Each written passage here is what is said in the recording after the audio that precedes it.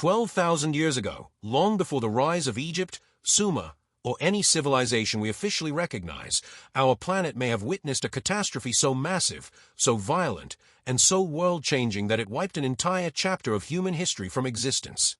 It's a period scholars call the end of the Younger Dryas, an age marked by sudden climate upheaval, the abrupt melting of ice sheets, and the equally abrupt disappearance of cultures we barely understand. But beneath the ashes of myth and the ruins scattered across continents lies a deeper question. Was this natural disaster, or the aftermath of a war so ancient that humanity no longer remembers it? This is the Forgotten Age, the era before recorded history, when the world may have been home to advanced societies far older, and perhaps more capable, than we've ever been taught. Their cities may have stood on coastlines swallowed by oceans, their knowledge encoded into myths of gods, giants, and sky-faring beings. As we step backward into this lost epoch, we uncover a chilling possibility that 12,000 years ago, Earth did not merely suffer a global reset, it survived the Great War before history. To understand this ancient conflict, we must begin with the evidence buried in plain sight. Across the world, megalithic ruins display engineering techniques that defy the abilities of known prehistoric humans. Göbekli Tepe in Turkey, dated to 9,600 BCE, right at the end of the Younger Dryas, explodes every historical timeline. Hunter-gatherers were not supposed to carve multi-ton pillars, align them astronomically, or create complex symbology out of stone. Yet they did. Or did they? Some scholars suggest Göbekli Tepe wasn't built by nomads, but by the survivors of a much older, far more advanced civilization, perhaps the very civilization destroyed in the Great War. And Göbekli Tepe isn't alone. At the bottom of the Pacific lies Yonaguni, a submerged stone complex with terraces, staircases, and geometric structures that resemble an underwater city. Off the coast of India, in the Gulf of Kambat, sonar scans reveal patterns consistent with ancient settlements dating back 9,000 years or more. If these were cities before the Great Flood, what happened to the people who built them? Why do so many of these sites appear scorched, shattered, or abruptly abandoned? Some researchers believe the answer lies in ancient myth, because myths, though wrapped in symbolism, often contain memories. Nearly every culture worldwide speaks of a cataclysmic war, a clash between gods, giants, or sky beings, fought with weapons so powerful they shook the earth. The Hindu epics Mahabharata and Ramayana describe celestial chariots called Vimanas firing arrows of lightning, weapons that blazed like 1,000 suns and reduced entire cities to dust. One passage chillingly resembles the aftermath of nuclear devastation, hair and nails falling out, food contaminated, survivors throwing themselves into rivers to cleanse the radiation like burning dust. These ancient texts are not dated to 12,000 years ago, but could they be describing the echo of a war much older, passed down across generations until myth replaced memory?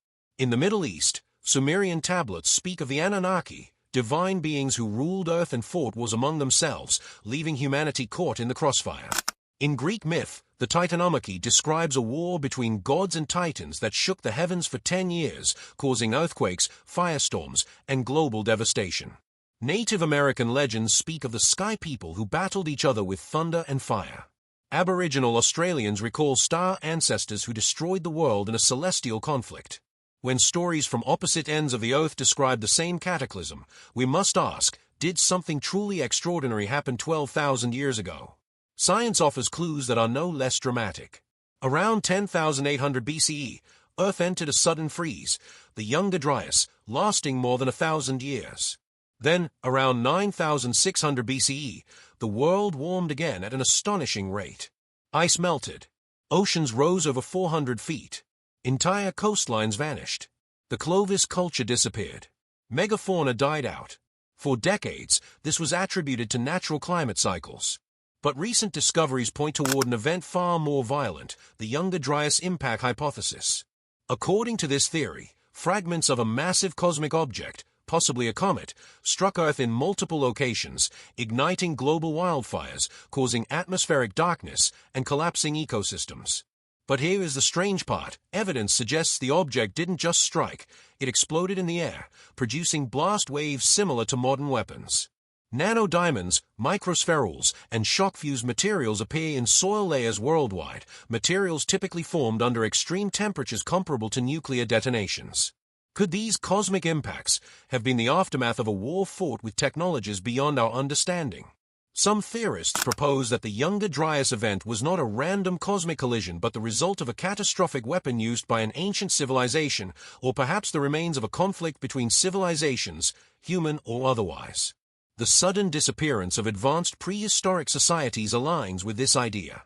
The people who built Göbekli Tepe deliberately buried it in tons of soil, as if protecting it from something, or hiding it so future generations wouldn't repeat their mistakes. Around the same time, Doggerland, a vast landmass between Britain and Europe, was swallowed by rising seas. The islands of Sunderland, once home to millions, vanished beneath the Indian Ocean. The Sahara transformed from fertile grassland into a desert. And ancient structures across the world bear strange signs: scorching, vitrification, and precision cutting. At sites like Sacsayhuaman, Machu Picchu, and Pumapunku, enormous stones weighing hundreds of tons were carved with machine-like accuracy. Some rocks appear melted, as if exposed to intense heat beams. These signs don't match primitive tools, they match energy weapons. Were these cities destroyed by natural disaster, or targeted in a conflict? Did ancient civilizations wage a war so devastating it reshaped continents? Legends of Atlantis strengthen this hypothesis. Plato described Atlantis as a powerful maritime empire destroyed overnight by fire and water. He insisted the story came from the Egyptians, who claimed it happened 9,000 years before Solon, roughly 11,600 years ago, aligning perfectly with the end of the Younger Dryas. Atlantis, according to Plato, fell because it misused its advanced knowledge and sought domination. This mirrors myths from across the world, civilizations destroyed not by nature, but by hubris. If Atlantis was real, and if it possessed technologies that modern science can't explain, then its destruction could indeed represent the climax of a great war before history. And what if the survivors scattered across the world, carrying fragments of their knowledge, seeding the rise of Egypt, Sumer, the Indus Valley, and Mesoamerica? This would explain why so many ancient cultures share architecture, astronomy, and myths, despite being oceans apart.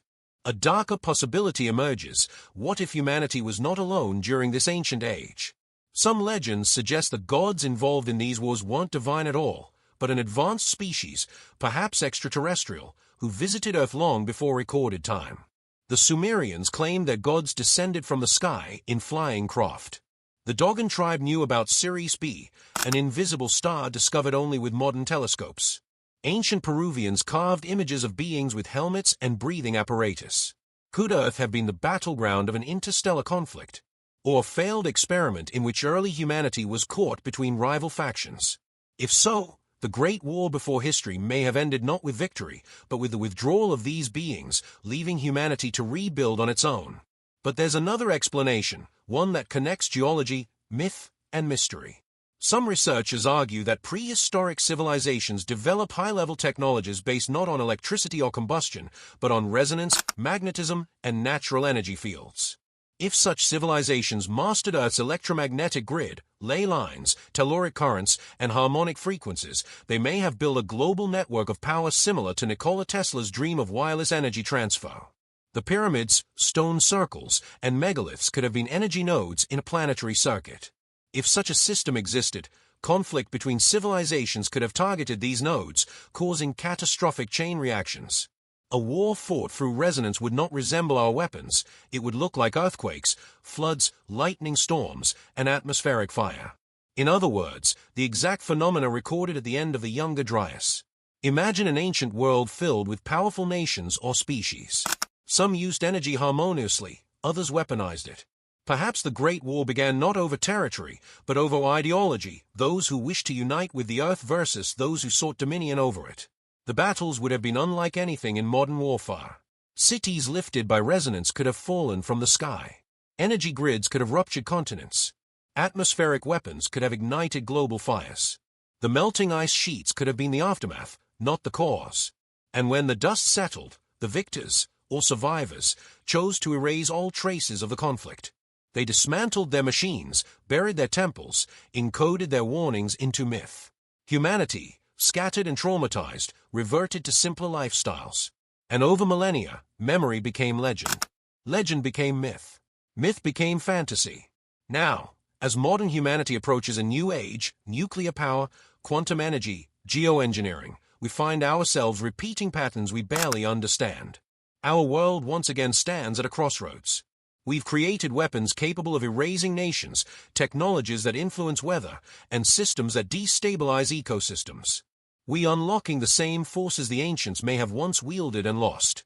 And the warnings preserved in myth suddenly feel less like stories and more like instructions from a civilization that destroyed itself. Were they telling us, do not repeat our mistakes? Perhaps the buried ruins, the cosmic impact evidence, the legends of fire from the sky, they were all left behind to remind us of a cycle that nearly ended humanity once before. If this is true, then the Great War before history was not just a conflict between ancient powers, it was a turning point for the entire planet. A moment when humanity nearly vanished. A moment when knowledge was lost. A moment when the survivors chose to rebuild slowly, carefully, hoping the future would learn what the past forgot. And now, as we rediscover the fragments of their world, we edge closer to understanding the truth they tried so desperately to preserve. Because the war they fought 12,000 years ago didn't just destroy their civilization, it shaped ours. And the question is no longer whether it happened, but whether we will learn from it before history repeats itself. This is Hidden Archives, and the truth, as always, is never lost, only forgotten.